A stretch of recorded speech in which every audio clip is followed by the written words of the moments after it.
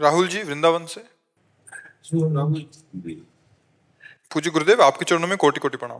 महाराज जी, मैं पिछले 1 साल से आपके दिखाए हुए मार्ग पर आपकी कृपा से चलने की चेष्टा कर रहा हूँ। मुझे बहुत लाभ भी मिला है, मगर महाराज जी पिछले कुछ दिनों से मन में एक अजीब सी घबराहट, चिंता आ रही है। दिनचर्या भी बाधित हो रही है। कृपया इस संकट से निकालने का। किस बात की घबराहट बच्चा?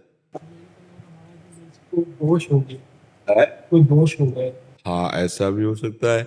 आप या तो कोई भगवत विधान के विपरीत कोई आचरण कर बैठे, या फिर दोष दर्शन किस है। हाँ, इससे हो जाता है। वैष्णव दोष दर्शन से, किसी संत महात्मा वैष्णव के प्रति दोष दर्शन होने से, जो उनकी कृपा से नाम में रुचि, भगवत मार्ग में रुचि, फिर वो बाधा पड़ जाती है। तो दोष क्यों करे बच्चा? अपने दोषों का त्याग करना है हमें। दूसरे देखो, दोष दर्शन करने से हमें कुछ लाभ तो मिलता नहीं, और हमारा खो जाता है, और हमारी चित्त वृत्ति में मलिनता आ जाती है।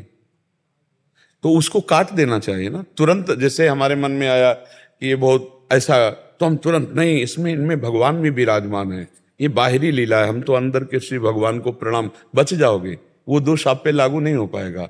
मन अगर कहीं भी दोष करता है, तत्काल वहां भगवान देखने की चेष्टा करो, तो आपका सत्य भाव उस असत भाव को काट देगा, वो आप पे लागू। और जब आप उसी में डूब जाओगे, फिर गड़बड़ हो जाएगा। फिर चिंतन बन गया ना गाढ़। दोष दर्शन, दोष वार्ता, निंदा, ये सब भक्ति में बहुत बाधक हैं। पर निंदा के ते आवत नहीं कछु हाथ, मूरख पर्वत पाप को ले चल अपने साथ।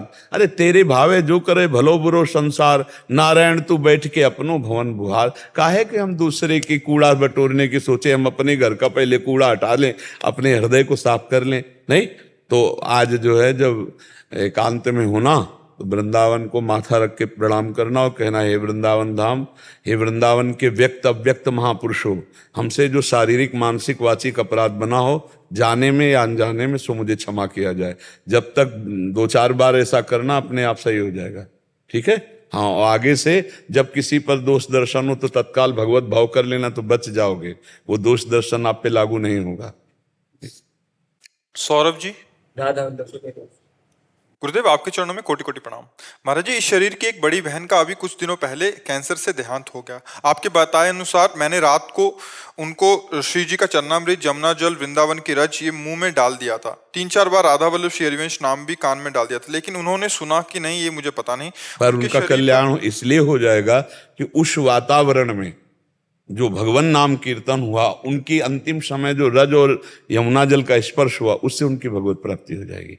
उससे उनको कल्याण का मार्ग प्रशस्त हो जाएगा। मृत्यु लेकिन अगले दिन सुबह हुई थी। उससे कोई क्योंकि उनसे कोई पाप तो बना नहीं ना। और मैंने जो ये रज लगाते हैं ना, तो उसका लेपन भी कर दिया था। बहुत सुंदर। अरे एक कण रज छू जाए वृंदावन की ब्रज की, और अंतिम शरीर छूट रहा हो, तो उसका कल्याण हो जाएगा। पूज्य राधा बाबा की वाणी में पढ़ के देख लेना, हमारे रस ग्रंथ तो इस बात के प्रमाण ही हैं। गुरुजी, उनका जब शरीर छूटा था तो मैंने देखा था, तो यहाँ पर रज चिपकी हुई थी। बस आप चिंता न करें, शरीर में रज, मुख में यमुना जल, और कान में अगर राधा वल्लभ श्री हरिवंश नाम पड़ गया, हो गया मंगल। अंतिम सुधर जाएगा पक्का, इसमें कोई संशय नहीं। आप जो कहते हैं कि जो वहाँ रोते हैं तो पीना पड़ता है, तो रोता तो सबको, ये कोई रुक नहीं पाता, तो क्या होता? मतलब अपने जो सत्संगी हैं उनको नहीं रोना चाहिए। क्या रोना? ट्रांसफर हुआ है, जीव का ट्रांसफर हो, मरना क्या है? ट्रांसफर हुआ, इस शरीर से दूसरे शरीर में जाए या अपने भगवान के धाम जाए, तो उसमें रोना क्या है? रोते हैं अपन मोह के कारण। तो साधकों को नहीं रोना चाहिए। जो उत्तम साधक हैं, नाम कीर्तन करना चाहिए, उसके मंगल विधान करने चाहिए। रोने से क्या होना है? फालतू का प्यार दिखाए क्या फायदा है भाई? जो था वो तो गया, अब रोने से मतलब क्या है? राधा राधा राधा कीर्तन करो, उसका मंगल करो। जब सामने है वो, तो उतना हम उसको प्यार देते हैं, सेवा करते हैं। जब पधार जाता है, तो जहाँ भगवान उसको गति करेंगे वहां जाएंगे, हम उनके लिए मंगल विधान करेंगे। रोना धोना क्या है? या ज्ञानी लोग रोते धोते हैं, विवेकी या साधुजन या साधक जन ऐसे नहीं। इंद्रेश सिंह जी। मतलब महाराज जी, आपके चरणों में कोटि कोटि प्रणाम। महाराज जी, हमारे घर में लड्डू गोपाल जी की सेवा है। महाराज जी कह रहे हैं कि ये कोई लैब जो माइक्रो, जहाँ ब्लड चेक होता है या मूत्र आदि चेक होता है, वहाँ ये काम करते हैं। और इनको करना पड़ता है, छूना पड़ता है यूरिन आदि को। बट कह रहे फिर जब घर आते हैं तो इनको ऐसा लगता है कि मैंने तो वो छुआ था, अभी ठाकुर जी को कैसे नहलाऊं धुलाऊं। तो ठाकुर जी को नहलाने के लिए पहले अपने को नहाना पड़ेगा ना, ये तो करना पड़ेगा। जैसे वो सेवा करके आए समाज में, वो भी भागवतिक सेवा ही अंदर से है। लेकिन जैसे अब कोई नर्स है, अब वो विविध प्रकार के, लेकिन जब अपने घर में जाएंगे तो हमें कपड़ा बदलना चाहिए, हमें स्नान आदि करके फिर हम अपने ठाकुर सेवा। ऐसे थोड़ी कि वैसे ही कपड़े वैसे ही हम ठाकुर सेवा में लग गए जाए, ऐसा नहीं। ताकि स्नान करा के ठाकुर जी को जाते हैं, फिर वही मल मूत्र सब चीजों को स्पर्श करना पड़ता हाँ, फिर जब लौट के आएंगे तो कपड़ा वो उतार के रख देंगे, हाथ पैर धोएंगे, जल खींचेंगे, यमुना जल डालेंगे, आचमन करेंगे, फिर सेवा में लग जाएंगे। अब उन कपड़ों से तो वो तो कपड़े अलग ही होते हैं। मान लो जैसे ये पहन के जाओ तो इनको अलग रखो, आए हाथ पैर धोए, आचमन किया, ये कपड़े उतार दिए, घर के कपड़े पहने, ठाकुर जी की सेवा में लग गए। हाँ, ऐसा ही करना चाहिए। तो उसमें फिर बाद में संकोच थोड़ी करना चाहिए। हमारी वो सेवा भागवतिक थी, वो हो गई, अब ये अपने घर की सेवा में तो वैसे भी चाहिए कि बाहर के कपड़े घर में प्रयोग ना करें। जैसे आप नौकरी में गए, ड्यूटी में, किस किस को छूते हो, किस किस के परमाणु हैं, उनको अलग रखना चाहिए, और अपने घर के कपड़े अलग रखना चाहिए, ठाकुर सेवा आदि के लिए अलग रखना चाहिए। मान लो आप पवित्रता का निर्वाह करते हो, एक बात कह रहे हैं, लेकिन सामने वाला वो शौच होके सीधे वो इसी कपड़े से आ रहा है, और वो वैष्णव नहीं है, वो भगवत, वो आपसे मिल रहा है, हाथ मिला रहा है, सब कर रहा है। फिर जब आप घर आओगे ठाकुर सेवा के लिए तो आपको चाहिए कि आप स्वयं पवित्र होइए, पवित्र वस्त्र पहनिए, फिर ठाकुर सेवा में जाइए। ठीक है ना? चाहे गोपाल जी की हो, चाहे प्रिया प्रीतम, ठाकुर तो ठाकुर ही है। हाँ, भाव से करना चाहिए। मुकेश ठाकुर जी फरीदाबाद से। है। राधा वल्लभ श्री हरिवंश महाराज जी। महाराज जी, आध्यात्मिक कलह क्या है और इससे कैसे दूर करें? आध्यात्मिक कलह। अध्यात्म में तो कलह नहीं होती, संसार में कलह होती है, अध्यात्म में कलह कहाँ होती है? ये कह रहे हैं कि जब से सत्संग शुरू किया है तो अंदर शायद कुछ कला मच रही हो कि ऐसा करना, अच्छा ऐसा करना। अच्छा ये हो सकता है। अच्छा, जब सत्सा, हाँ ये बात अब समझ में आ गई। जब हम परमार्थ में चलना चाहते हैं तो गलत भावनाओं में लगा हुआ मन और इंद्रियां हमारी खिलाफत करती हैं, सांसारिक मित्र हमारी खिलाफत करने लगते हैं, यहाँ तक कि परिवार के लोग भी खिलाफ में हो जाते हैं। ये क्या प्रश्न है इसका? आध्यात्मिक कलह क्या है और इसे कैसे दूर करें? हाँ, ये तो बहुत बड़ा, यही तो लड़ाई है ना, इसी से तो हमें युद्ध करना है। देखो बच्चा, बहुत जन्मों से हम अज्ञान के कारण अपने को शरीर मानते चले आए, जो शरीर मिलता गया। अब थोड़ा विवेकवान शरीर मिला है, मानो दे, पर फिर भी अब भी हम अपने को शरीर मान रहे हैं। हमारी इंद्रियां, हमारे मन शरीर के भोग को ही सुख समझ रहे हैं। हम जो देखना चाहें, खाना चाहें, सुनना चाहें, सूंघना चाहें, भोगना चाहें, वो मिल गया, मानो हमारा जीवन बहुत आनंदमय कट रहा है। अब हम ये समझ पाए कि जीवन कटना ठीक है या जीवन का लाभ मिलना ठीक है। तो सत्संग हमें मिला, तब पता चला कि जीवन जी तो रहे हैं, लेकिन किसके लिए जी रहे हैं इसका कोई पता नहीं है। क्योंकि जिसके लिए हम जीवन जी रहे हैं, ये जीवन और ये शरीर, ये सब मिटेगा, आज नहीं तो कल मिटेगा। तो क्या जीना ही केवल लक्ष्य है? हमारा उद्देश्य क्या है? तब पता चला उद्देश्य हमारा है भगवान परमात्मा, उसका भजन कर लेना, उसकी प्राप्ति करना। नहीं तो जी रहे हैं, लेकिन जी किसके लिए रहे? बोले खाने पीने के लिए, बोले तो जीने के लिए है। नहीं, नौकरी करते हैं, रुपया कमाते, बोले तो जीने के लिए, लेकिन जी किसके लिए रहे? इसका उत्तर नहीं है। जी रहे हैं शरीर के लिए, जी रहे हैं शरीर संबंधियों के लिए, तो ये तो मिटेगा, ये कोई सत्य वस्तु है नहीं। तो जब अध्यात्म में ये हमें पता चला कि सत्य वस्तु सच्चिदानंद भगवान है और उनको प्राप्त करना परम कर्तव्य है, और नाम जब भगवान की चर्चा सुनना ये जब शुरू किया, तो अंदर के जो हमारे काम, क्रोध, लोभ, मोह, मद, मत्सर ये हमें अधीन किए थे ना, वो सब बिगड़ गए। अब और हमको विचलित कर रहे हैं। अब कोई साथी नहीं मिल रहा। देखो, बुरे आचरण में तो साथी मिल जाएगा, लेकिन आप वृंदावन आओ, सत्संग सुनो, भजन करो, ऐसे हाथ मिलाने वाले नहीं मिलेंगे।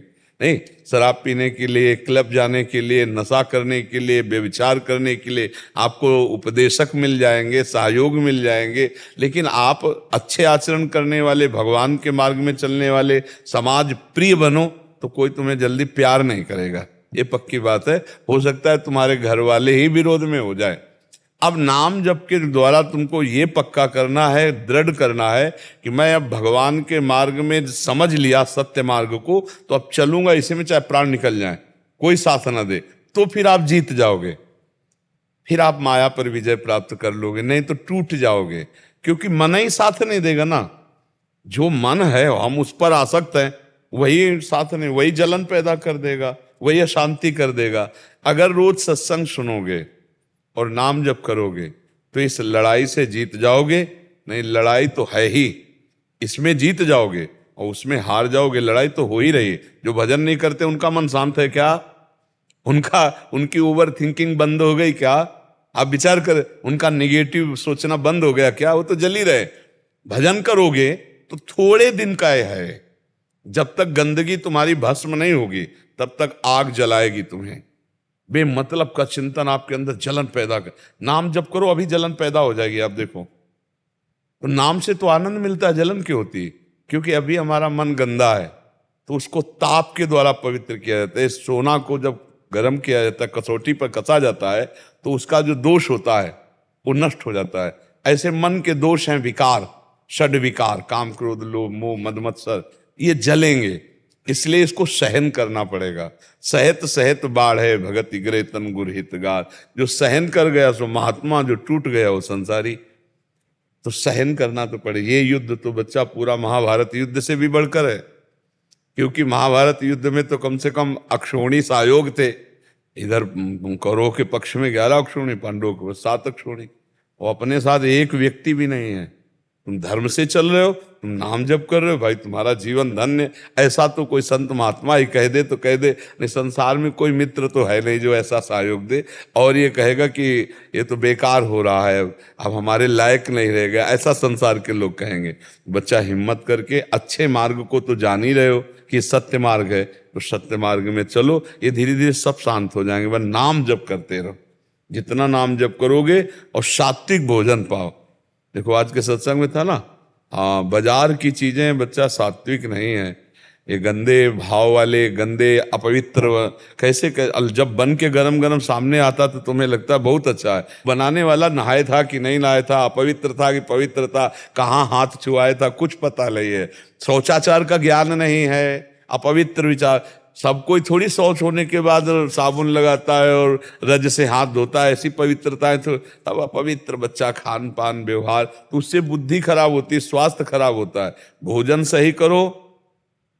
आपको बाजार का भोजन जो दिखाई दे रहा है शीशों में, वो बहुत बढ़िया केवल दिखाई दे रहा है, बनने की पद्धतियां बड़ी विचित्र विचित्र हैं, क्योंकि आप पवित्रता का थोड़ी ज्ञान है। वो तो गर्मा गर्म सामने परोस रहे हैं, क्या क्या मिला उसमें, खुली सामानें रखी, कौन सा जीव गिर गया, कौन सा उनको। तो ऐसे बाजार की चीजों को खाना बंद करो। घर में अपने नमक रोटी खाओगे, स्वस्थ रहोगे। उसी पैसे की आप सब्जी ले आओ, फल फूल ले आओ और घर में पाओ। ये बाहर की चीजें हमें लगता है कि धीरे धीरे कम करो, बंद कर दो। अपने घर में जो बन जाए रूखा सूखा वो खाओ, तो तुम्हारी बुद्धि शुद्ध रहेगी, स्वास्थ्य ठीक रहेगा और नाम जप होगा। अब पिज्जा बर्गर खा के भजन तो नहीं होगा ले। हाँ, तो हमें लगता है थोड़ा तो यार बचना चाहिए। और बचे न बचे सत्संगी जन तो थोड़ा खान पान सुधार कर लें। बिना खान पान सुधार के बुद्धि शुद्ध नहीं, जैसा खाओ अन्न वैसा बने मन। अब गंदी अपवित्र चीजें खाओगे, तुम्हारा स्वास्थ्य नहीं ठीक रहेगा, तुम्हारी। और आजकल लोग, वो जबान में इतना स्वाद आता है ना कि फिर रोटी दाल कैसे अच्छी लगेगी। तो हमें लगता है थोड़ा खान पान सुधारना चाहिए, क्योंकि ज्ञान की बातें करने मात्र से ज्ञान तो नहीं हो जाएगा। जब तक सात्विक भोजन नहीं होगा, आचरण पवित्र नहीं होंगे, तब तक ज्ञान की केवल बातें कर लो, ज्ञान नहीं होने वाला। तो घर का भोजन, पवित्र भोजन, अगर आप ड्यूटी जाते हो 4 परेठा बनवा लो, थोड़ी सब्जी बना लो, उससे काम चला लो। बाजार का होटल को मत खाओ, एक तो पैसा बहुत लगता है और शुद्ध और स्वास्थ्य दोनों के लिए वो हानिकारक है। आपकी बुद्धि के विचार को दूषित करेगी। आपको पक्का पक्का देखो, हमारी पुरानी पद्धति, हाथ पैर धो के फिर बैठ के भोजन जो आया उसे भगवान को अर्पित करके, घर के बड़े बूढ़े लोग हाथ पैर धो, ऐसे दलित भावले हाथ पैर धो के और भगवान को अर्पित करके, जय जयकार करके। किसान आदमी घरों में हम देखते थे, जय भगवान की, जय भगवान की। भगवान कुछ मंत्र नहीं आ रहा, जय भगवान। भगवान तो जान रहे हैं ना, हे भगवान पाओ आप और पाले, हो गया, भोग लग गया, भगवान को समर्पित हो गया। पाटा में बैठ के नहीं, अब जूता पहने भोजन, बताओ बुद्धि भ्रष्ट हो जाएगी। वही जूता पहने शौचालय में गए, उसी से भोजन पाए तो बुद्धि शुद्ध रहेगी। ना हाथ पवित्र करना है, ना भगवान का नाम लेना है, ना भगवान की स्मृति। पशुवत आचरण हो रहे नहीं हो रहे? आप देखो, गौर से देखो, पशुवत आचरण हो रहे हैं। इसलिए भोजन सुधारो, आचरण पवित्र रखो। जितना आप आचरण पवित्र रखोगे, भोजन पवित्र रखेगा, उतना ही आपका विचार। और देखो, विचारों में आनंद है। अगर आपका पॉजिटिव विचार चलता रहे तो आप आनंदित रहोगे, गरीब होने पर भी आप बादशाह रहोगे। और विचारों में अगर सही नहीं है तो करोड़ों अरबों रुपया हो तो भी आप अशांत रहोगे। विचार पैसे से नहीं बनते, विचार साधना से बनते हैं। संतों के विचारे सुनने तो जाते हो भाई, वो बड़े किस बात में हैं? आप हमें बताओ। आपका पांच भौतिक शरीर, उनका पांच भौतिक शरीर, आपके अंदर भगवान का अंश, उनके अंदर भगवान का अंश। उन्होंने साधना करके अपने विचारों को उच्च बनाया है, तो उनके उच्च विचार सुनने जाते हैं। नहीं, आप क्या सुनने आए हो? विचार ही तो सुनने आओ।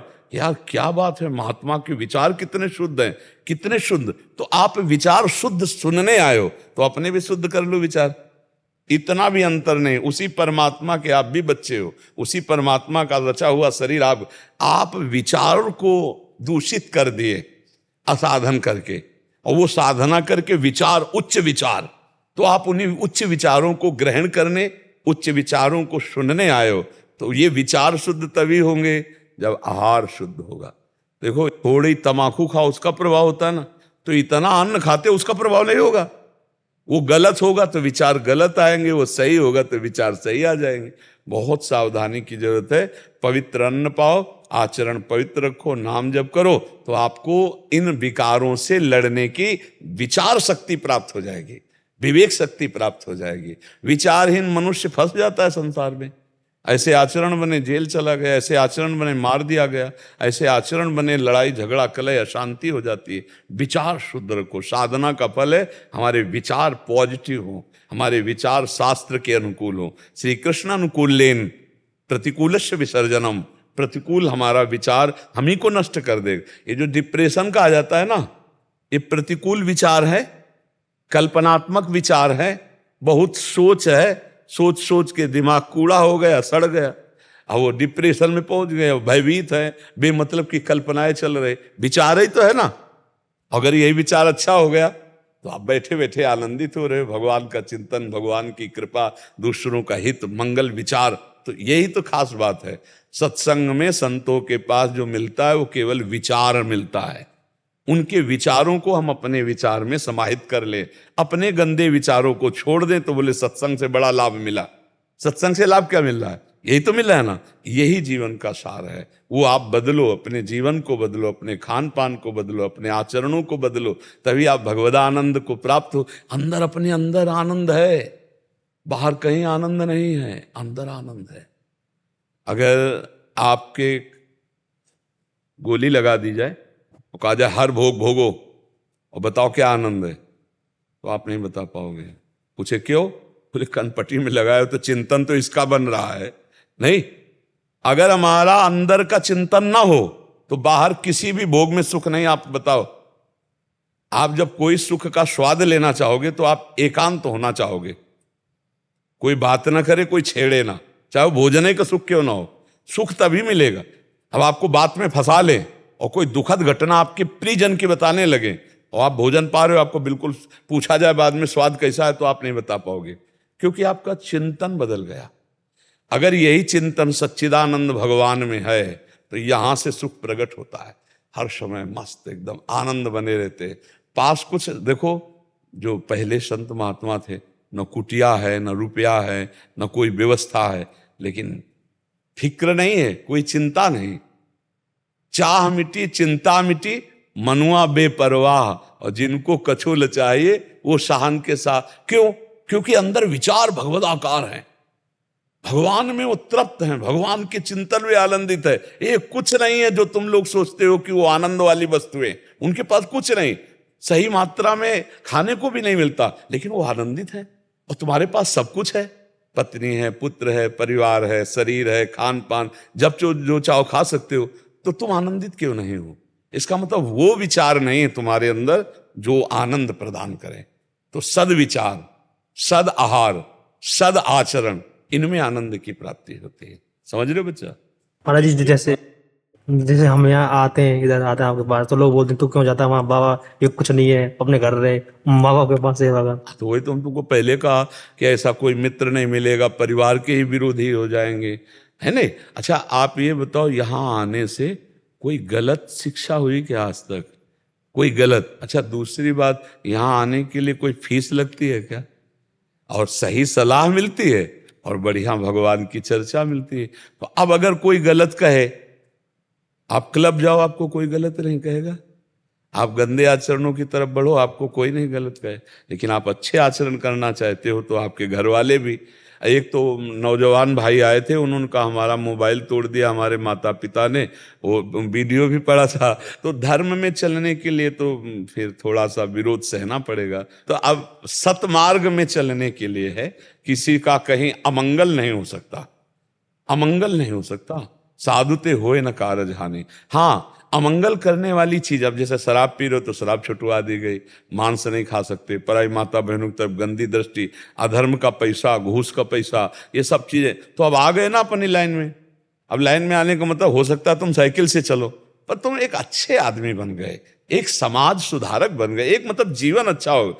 अच्छा बहुत है, तुम बेईमानी करके दूसरे का हृदय दुखा दुखा करके खूब रुपया इकट्ठा किया और बहुत बढ़िया गाड़ी खरीद ली और एक्सीडेंट हुआ, अंदर ही आग लग गई, जल के मर गए, फिर फायदा क्या हुआ? क्योंकि बुरे कर्म का बुरा फल तो भोगना ही पड़ेगा, अवश्य में भोक्तव्य। अच्छा साइकिल से चल रहे हो, थोड़ा धक्का लगा, गिर पड़े, फिर झरिया के चल दिया। तो भगवान जैसे रखे, धर्म से चलो, हमें लगता है बहुत बढ़िया रहता है। मस्ती धर्म में है, मस्ती सत्य में है। ये असत्य और गंदे आचरणों में मस्ती जो लोग ढूंढ रहे हैं, बहुत बुरा फंसेंगे, बहुत बुरा कष्ट भोगेंगे। इसलिए धर्म से चलो, और धर्म से चलने वाले को किसी की बड़ाई या प्रशंसा की जरूरत नहीं होती। अगर जरूरत रखोगे तो चल नहीं पाओगे, फिर ये पक्की बात है। इसमें तो अकेले चलना होता है। इतना तो समझ लो सच्चा मार्ग है, किसी को कष्ट नहीं दे रहे, कोई नशा नहीं कर रहे। अच्छा आप जहां हो वहीं आपको रहना है, जो आप कर रहे हो वही करना है, बस सच्चाई से करना है, नाम जप करना है। और बाबा जी बनना आपको सच्ची बताएं बहुत कठिन है। महीना दो महीना का काटना हो तो काट लो, पूरी जीवन काटना है भाई। पूरे जीवन में थोड़ी भी मिस्टेक हो जाए तो पूरे जीवन भर कष्ट सहा, ये कोई नहीं देखेगा। मिस्टेक में एक गांव से भिक्षा मांग के संत जी निकलते थे, तो किनारे गांव के वैश्या रहती थी। उसने कहा बाबा जी तुम्हारी दाढ़ी पवित्र कि हमारे बकरे की दाढ़ी, कौन सी श्रेष्ठ है? विनोद करती थी वो कि किसी तरह तो बोले। एक दिन वो उनको लगा कि आज हमारा शरीर पूरा होगा, तो उनका उस बिटिया को बुलाओ, वैश्या को बुलाया, कहा बच्चा मेरी दाढ़ी पवित्र। क्यों? क्योंकि अब मैं मर रहा हूं, अब मैं मर रहा हूं इसलिए कह सकता हूं कि मेरी दाढ़ी पवित्र। मतलब अंतिम श्वास तक हमको सावधान रहना है। अगर अंतिम श्वास में भी डिग गए तो पूरा मामला गड़बड़ हो जाएगा। ये साधुता का मार्ग कट। अच्छा गृहस्थ में क्या है कि भूख लगी भोजन पा लिए, जो विकार आया घर में सब उपस्थित है, तो आपको कोई पाप भी नहीं लगेगा, क्योंकि गृहस्थ में हो तो तुम वहां रह करके भजन कर सकते हो, भगवत प्राप्ति कर सकते हो। लेकिन बाबा जी बनकर सच्चाई से चलना बहुत बैलेंस बना के चलना तो अलग बात है, लेकिन सच्चाई से चलना बहुत कठिन बात है। और उस सच्चाई से आप गृहस्थी से भगवान को प्राप्त कर सकते हो। पत्नी है, पुत्र है, परिवार है, धर्म पूर्वक कमा रहे, संत महात्मा गौ आदि की सेवा भी कर रहे, नाम जप कर रहे, तो इसी से भगवत प्राप्ति हो जाएगी। रुपेंद्र साहू जी, राधे राधे। राधा वल्लभ शेयरवंश महाराज जी। महाराज जी मैंने अपने जीवन में बहुत सी गलतियां की हैं, बहुत से पाप आचरण हुए हैं, उन पापों का प्रायश्चित करना चाहता हूं। इन पाप कर्मों से किसी काम में मन नहीं लगता महाराज जी। अब हाँ, सच्चा प्रायश्चित है भगवान की शरण में होकर भगवान का नाम जप करते हुए ये नियम ले लेना कि आज के बाद हम कभी वो गलती नहीं करेंगे जो गलती हमने की है। भगवान गीता जी में कहते हैं सर्वधर्मान परित्यज्य माम एकम शरणम व्रज अहम त्वाम सर्व पापेभ्यो मोक्षयिष्यामि मा शुचा। मैं तुम्हें पवित्र कर दूंगा, शुचा, सब पापों से मुक्त कर दूंगा, तुम मेरी शरण में आ जाओ। मन मना भो मद भक्तो माद्याजी माम नमस्कुरु। सही रास्ता, समस्त पापों से मुक्त होने का है कि हम भगवान की शरण में हो जाएं, भगवान का नाम जप करें, वो हमें पाप से मुक्त कर देंगे। अब जैसे छोटे मोटे उपाय आपको कि आप अमुक तीर्थ चले जाएं, आप अमुक पाठ करवा लें, आप अमुक का, उनसे भी पाप क्षीण होते हैं। लेकिन पाप का नाश होना और पाप की जड़, पाप की प्रवृत्ति का नाश होना, तब हमारी बात बनेगी। पाप नष्ट करने के तो और भी उपाय हैं, लेकिन पाप की जड़ भी नष्ट हो जाए वो भगवान के भजन से होगी। नाम जप करो, राधा राधा राधा, जो नाम प्रिय हो, और भगवान के अंदर से शरणा, और वह नियम ये हो जाए कि अब लो नशानी अब ना, आज तक किया अब हम नहीं करेंगे, तो फिर आप बच जाओ, फिर भगवान संभाल लेंगे। बड़े बड़े हिंसक चोर महात्मा बन गए, बड़े महर्षि बन गए, तो भजन करके आप क्यों नहीं सुधर सकते हैं, है नहीं? आप हिम्मत करो और वो पाप जो हुए दोबारा पुनरावृत्ति ना करो। उलट गए, बस फिर बात बन गई। हाँ, उलट गए, जहां हम गलत मार्ग में चले थे अब उलट गए, अब हम भगवान के सन्मुख हो गए और पक्का नियम लेके अब गलती नहीं होगी। तो नाम जब प्रारंभ कर दो, भगवान के आश्रित हो जाओ, वो पाप नष्ट हो जाएंगे। अन्नू जी, रजनीश कौशिक जी, श्री हरिवंश महाराज जी, हम न्यूजीलैंड से यूट्यूब के माध्यम से आपका प्रवचन सुनते हैं। हमारे और हमारे दोनों बच्चों में बहुत परिवर्तन आया है। आपका सत्संग जीवन में खाने और पीने का सामान जरूरी जैसा हो गया है। हम वहां पर हर शनिवार को घर घर जाकर भारतीय संस्कृति का प्रचार करते हैं ताकि आने वाले इंडियन जनरेशन अपनी भारतीय संस्कृति से जुड़ी रहे। हमने वहां पर मंदिर और आश्रम बनाने का भी संकल्प ले रखा है और प्रयास भी करते हैं। हम आपका आशीर्वाद और मार्गदर्शन लेना चाहते हैं कि हम वहां क्या करें कि हमारी संस्कृति का विस्तार हमारे बच्चों में सदा बना रहे। हमने प्याज, लहसुन, चाय, कॉफी सब छोड़ दिया है। भक्ति मार्ग में और आगे बढ़ने का प्रयास कर रहे हैं। पहले तो खुद मजबूत बनो, मजबूत। कोई तुम्हारी निंदा करे या सम्मान, अपमान, तिरस्कार, इन सब में बराबर रहने की हिम्मत आ जाए। कोई तुम्हें वाह वाह भी कह सकता है और कोई तुम्हें गाली भी दे सकता है। कोई तुम्हारा सम्मान भी कर सकता है, कोई अपमान भी कर सकता है। तो तुम्हारे अंदर इतनी पावर आ जाए अपने धर्म की कि सम्मान हो या अपमान, निंदा हो या स्तुति, तिरस्कार हो या नमस्कार, मैं अपने प्रचार से डिगने वाला नहीं। मैं अपने धर्म का, अपने इष्ट का, अपने भारत देश का यशगान करूंगा, चाहे अपमान हो या सम्मान, निंदा हो या स्तुति, से मुझे कोई परवाह नहीं। पहली तैयारी आपको करनी होगी, और जो आप दूसरों को देना चाहते हो वो आप में होना चाहिए। आप आचरण गलत करो, दूसरों को पवित्रता का उपदेश दो, कभी रंग नहीं आएगा। जब हम वो अपने ऊपर लाएंगे तब दूसरों पे रंग आएगा। और दूसरी बात है कि मंदिर बनवाना या आश्रम बनवाना ये बाह्य बात है। हर हृदय के मंदिर के पट खोल देना ये खास बात है। मंदिर तो लाखों ऐसे बने जिनमें पानी चढ़ाने वाला कोई नहीं। आपने नहीं देखा होगा, हम तो गंगा किनारे भ्रमण करते रहे तो सब भ्रमण में देखा, बड़े बड़े मंदिर बने, कबूतर बैठे, जाला लगा हुआ है, कोई दरवाजा खोल के जल चढ़ाने वाला नहीं, क्योंकि बड़े बड़े महात्मा करके चले गए, वहां कोई है नहीं, खंडेर पड़ा है। तो वहां मंदिर बनवाना एक अच्छा कार्य है, लेकिन मंदिर की आद्य पराण पूरी सेवा होती रहे ये कठिन कार्य है। मंदिर तो हम कह रहे 10-20 करोड़ का आप बनवा दिए, लेकिन अब जब तक रात दिन सेवा ठाकुर की जो मंदिर में विराजमान है, तो आप हो तो आप कर लिए, दूसरा आएगा उसका क्या भाव होगा, तीसरा आएगा उसका क्या भाव होगा, फिर चौथा पता नहीं कैसा व्यवहार करे, क्योंकि वो तो मंदिर आदि चीजें कोई एक पीढ़ी की तो है नहीं। हमें लगता है अगर हृदय मंदिरों में जागृति कर दी जाए और सबके हृदय मंदिरों में भगवान, हमारी धर्म की पद्धति जागृत हो जाए, तो इससे बड़ा कोई कार्य नहीं। एक आदमी सुधर गया, बहुत बड़ा मंदिर बन गया। एक आदमी अच्छे आचरण करने लगा, बुरे आचरणों का त्याग करके एक सुखी हो गया आपकी बात से, नाम जप करने लगा, तो बहुत बड़ा कार्य कर लिया।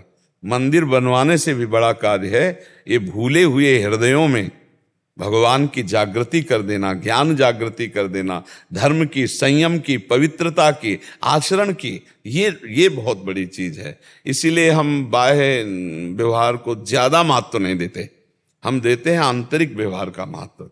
जैसे बड़े जन आए भारत के, तो उनसे यही बात कही कि हमारे भारत को धन देकर अन्न देकर, सामग्री देकर सुखी नहीं किया जा सकता।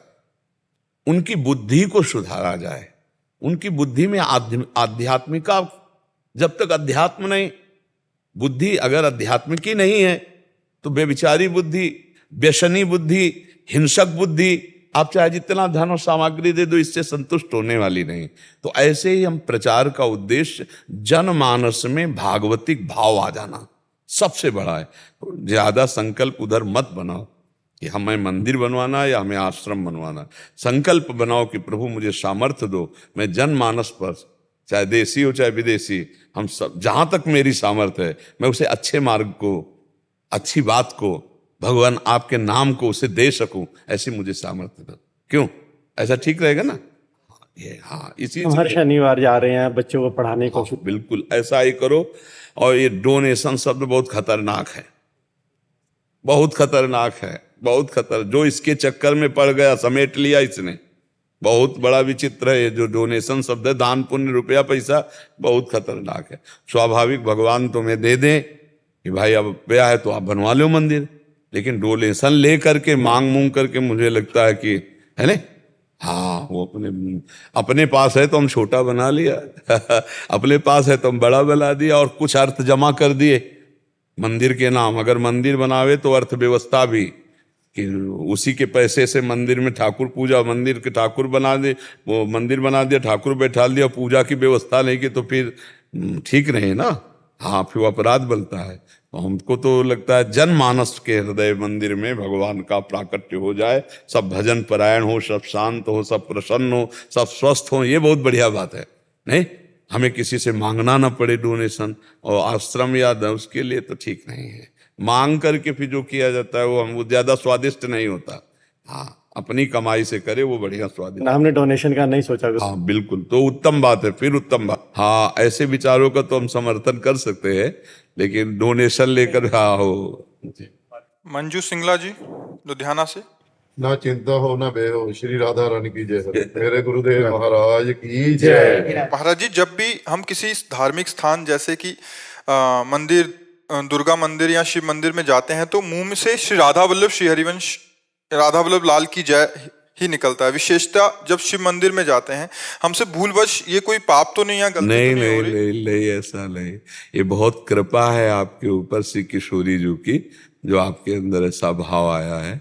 हाँ, कहीं भी हमारी भी दृष्टि जाती तो हम तो बोलेंगे यही ना, राधा वल्लभ लाल की जय, क्योंकि हमारे आचार्य कह रहे हैं सब जगह वही विराजमान है। तो चाहे शिव रूप हो, चाहे राम रूप हो, चाहे हरि रूप हो, चाहे माता रूप हो, सब में मेरे प्रभु विराजमान है। वही एक तत्व है, चाहे उन्हें माता को, चाहे पिता को, चाहे मित्र को, चाहे प्रीतम को। तो हमारे को हमें गुरुदेव जी ने दिया राधा वल्लभ नाम, तो हम यही बोलेंगे राधा वल्लभ लाल की जय, श्री हरिवंश चंद्र जी की जय, राधा वल्लभ श्री हरिवंश। तो इसमें भगवान प्रसन्न होते हैं, इसमें नाराज, क्योंकि भगवान तो एक ही है ना, रूप अनेक है उनके, है तो वही। जिस नाम से भजो उसी नाम से अनुभव करने में आते। इसलिए आप बहुत सुंदर, इसमें कोई अपराध नहीं है, अपनी निष्ठा को पुष्ट रखना चाहिए। खासकर दुर्गा मंदिर या शिव मंदिर में मुंह से अनायासी ना राधा वल्लभ की लाल की जय, ये कोई नहीं, कृपा है तभी, कृपा है तभी निकलता है।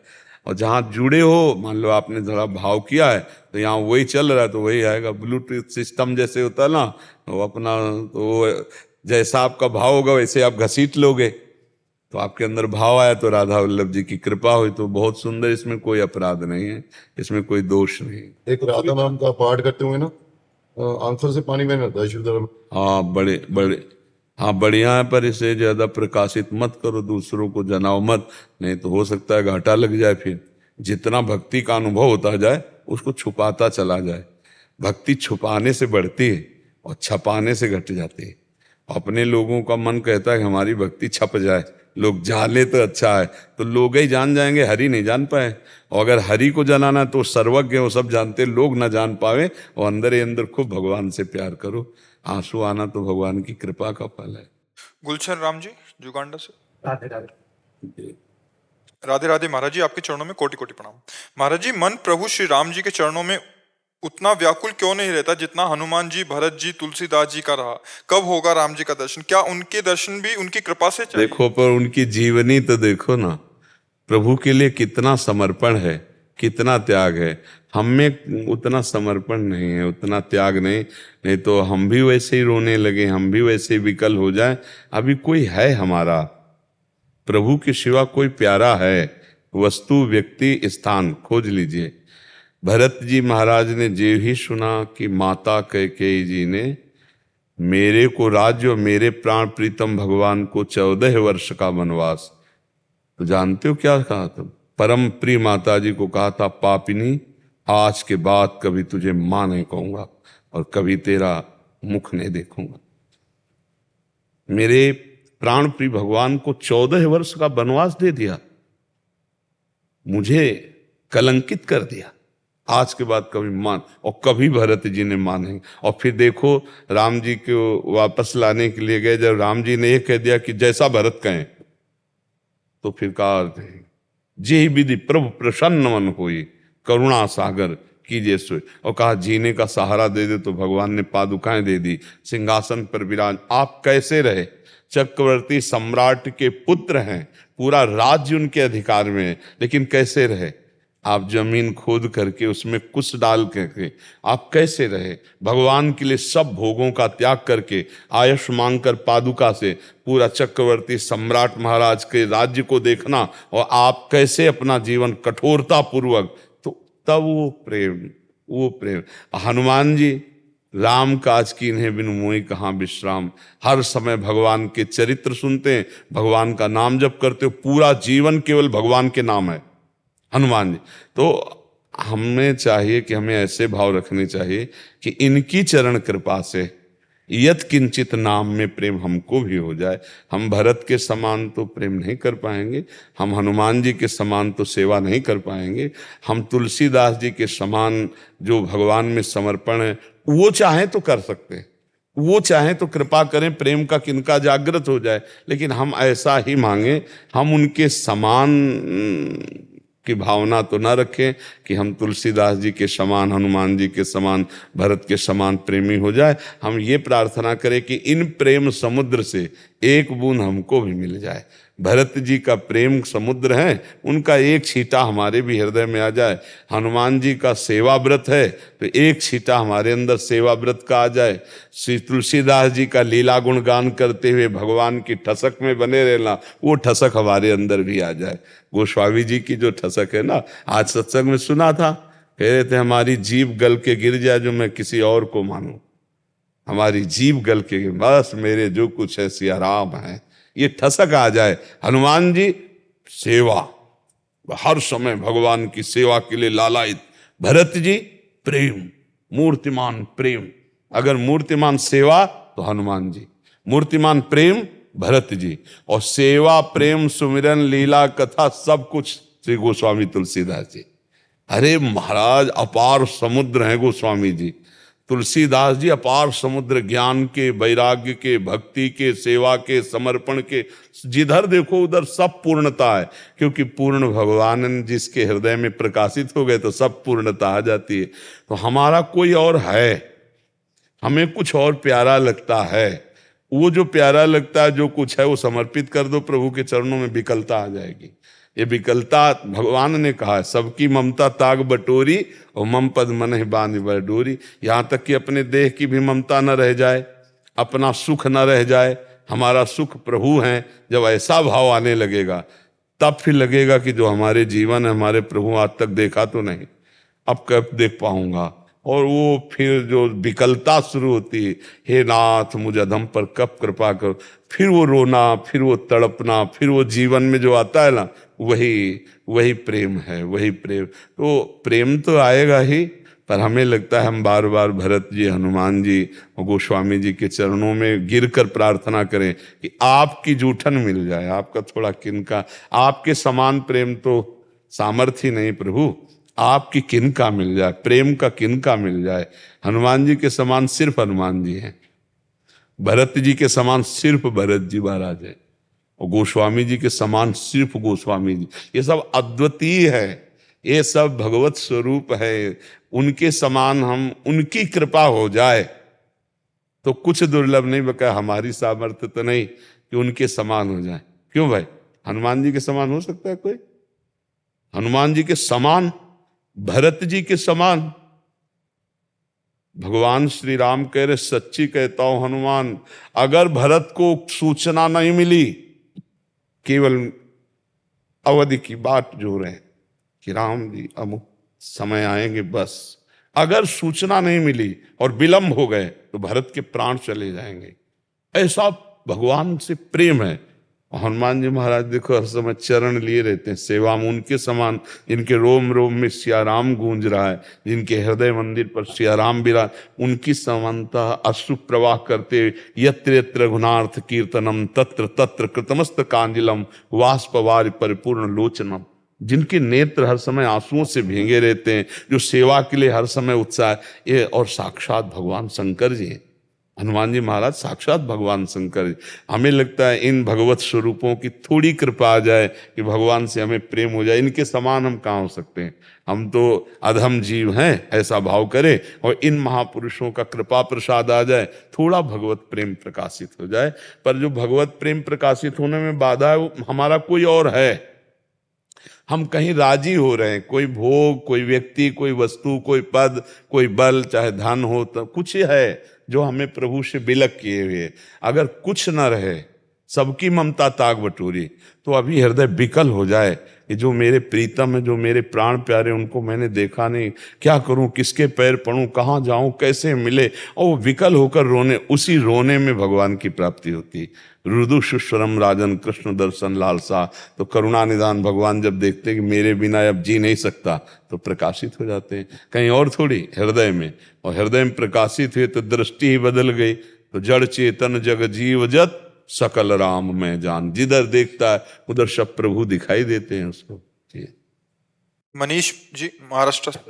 जी महाराज जी राधे राधे। महाराज जी जैसे प्रभु श्री राम जी के प्रेमी संत हैं, श्यामा श्याम के प्रेमी संत हैं, वैसे क्या महादेव जी के भी प्रेमी संत हैं या उनके महादेव के बहुत बड़े बड़े प्रेमी हैं, बहुत प्रेमी, काशी में रहे हम। हाँ, महादेव के प्रेमी कैसी बात करते हैं, महादेव जी के बहुत प्रेमी रहे। अब महादेव का नाम लेते तो अब उन्हीं के प्रेमी तो रहे। हाँ, सुनने नहीं मिलता ना महाराज जी उनका नाम लीला ये सब धाम। काशी कितने दिन रहे हो? कभी कभी जाते हैं महाराज। तो जाने से थोड़ी पता चलता, वहां रहो तब प्रेमियों को महादेव से प्रार्थना करो कि अपने प्रेमी। देखो महादेव जी के कई प्रकार के उपासक है, एक तो है अवधूत कोटि के, एक है अघोरी कोटि के, एक है आचार्य कोटि के, और एक है प्रेमी जन। प्रेमी मिलना अलग बात है, ज्ञानी मिल जाएंगे, अवधूत कोटि के मिल जाएंगे, अघोरी मिल जाएंगे, लेकिन जो शिव जी से प्यार करते हैं वो तो बहुत ही मतलब बिरले ही होंगे। तो इसलिए ऐसा नहीं कि नहीं, बहुत एक से एक प्रेमी। हम चूंकि वहाँ घाटों में रहे ना, तो घाटों में सब महात्माओं के दर्शन होते, एक से एक प्रेमी महात्मा, हजारों प्रेमी महात्मा है, भगवान शिव के हजारों प्रेमी महात्मा है। और पूरे विश्व में देखो, हम जिधर जन्मभूमि थी ना, उधर कृष्ण जन्माष्टमी मनाई जाती थी, और बकाया पूरा शिव का ही क्षेत्र है, हर जगह शिव उपासना, कोई उत्सव कोई कुछ, तो सब भगवान शिव का अभिषेक, शिव का ही सब, बहुत बड़ी उपासना शिव जी। क्योंकि हमने गाँव और सब में देखा है शिव उपासना। अब कुछ भक्ति ना हो, इतनी भक्ति तो है, नहा धो के लोटा भरे हो, गंगा जल या जो भी नजदीक हुआ वो पावन जल भगवान शिव में चढ़ाया, ये तो भक्ति गाँव घर में भी है, नहा धो के एक लोटा जल जो है भगवान शंकर को चढ़ाना। प्रेमी मिलना कठिन है, प्रेमी एक अलग चीज होती है, जो उनके प्यार में बहुत सुंदर है भगवान शिव और बहुत भयंकर है भगवान शिव, दोनों है ना। हाँ, भयंकर इतने हैं कि पूछो मत। जब भयंकर रूप दूल्हा रूप बन के गए थे ना, तो माता जो पार्वती जी की थी, तो उसमें बालकनी में थी महल के, भाई बारात, जो बाराती में सबसे पहले भगवान की जो ही देखा भगवान श्री हरि और पूरा परिकर, बोले जिसके बाराती ऐसे दूल्हा कैसा होगा।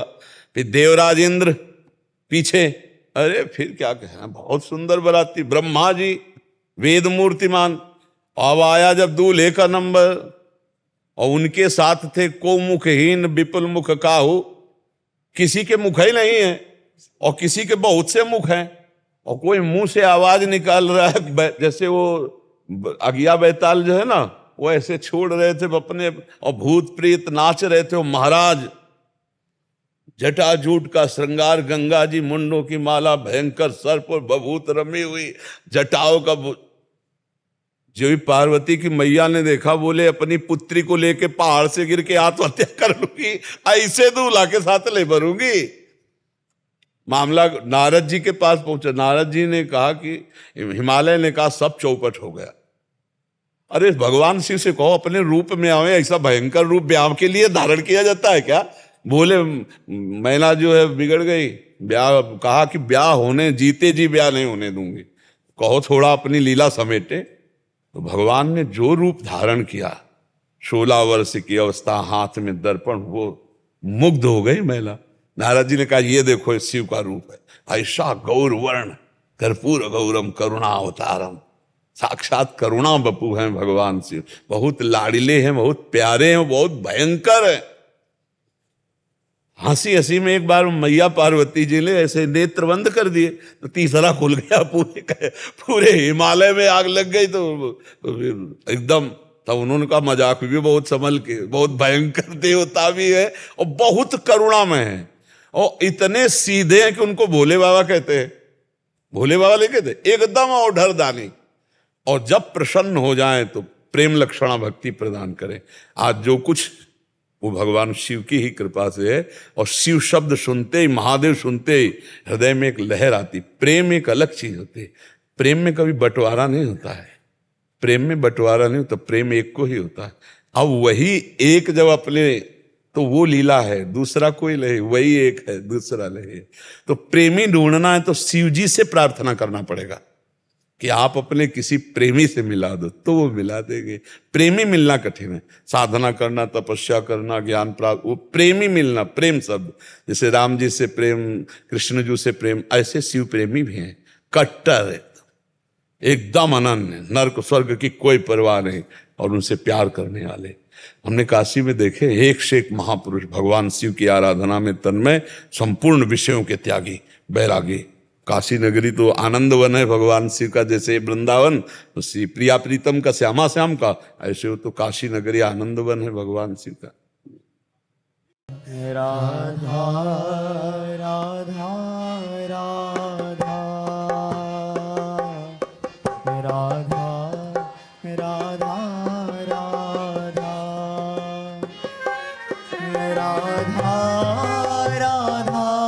राधा राधा